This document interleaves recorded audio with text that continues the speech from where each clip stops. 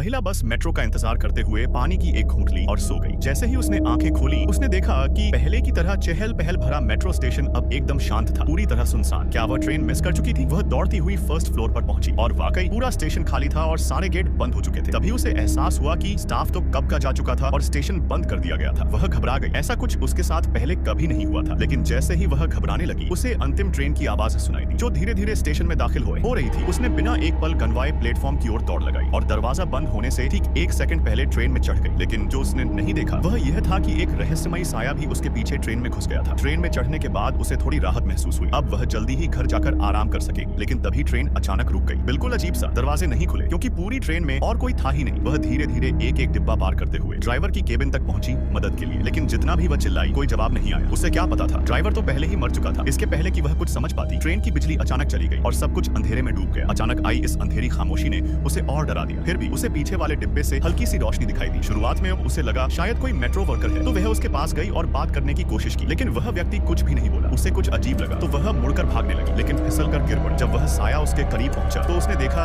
कि वो उसका ऑफिस वाला सहकर्मी था, जो उस पर चुपचाप दिल लगाए बैठा था। वह उसे लंबे समय से फॉलो कर रहा था। अब उसे समझ में आया, वह उसे डराने की कोशिश कर रहा था। फिर उस लड़के ने उससे पूछा, क्या हम दोस्त बन सकते हैं? लेकिन उसके जवाब देने से पहले ही कोई रहस्यमय ताकत उसे नीचे खींच ले गई। कुछ पल बाद वह फिर से उठा, लेकिन अब वह डरावना और बेहद कमजोर लग रहा था। उसने कांपती आवाज में कहा, भागो। लड़की ने कुछ सोचे बिना दौड़ लगा दी। डिब्बा दर डिब्बा पार करती गई। आखिरकार वह ड्राइवर की केबिन में पहुंची और खुद को अंदर छिपा लिया। लेकिन चैन की सांस लेने से पहले ही दरवाजे के बाहर से एक भयानक परछाई गुजरी। अब कोई रास्ता नहीं बचा था। वह फिर से भागने लगी। कुछ देर बाद वह सुरंग से निकलकर दूसरे स्टेशन पर पहुंची, लेकिन वह भी पहले की तरह ही सुनसान था और सारे गेट बंद। वह पूरी तरह से टूट चुकी थी जब अचानक उसके पीछे से एक अजीब सी डरावनी आवाज आई।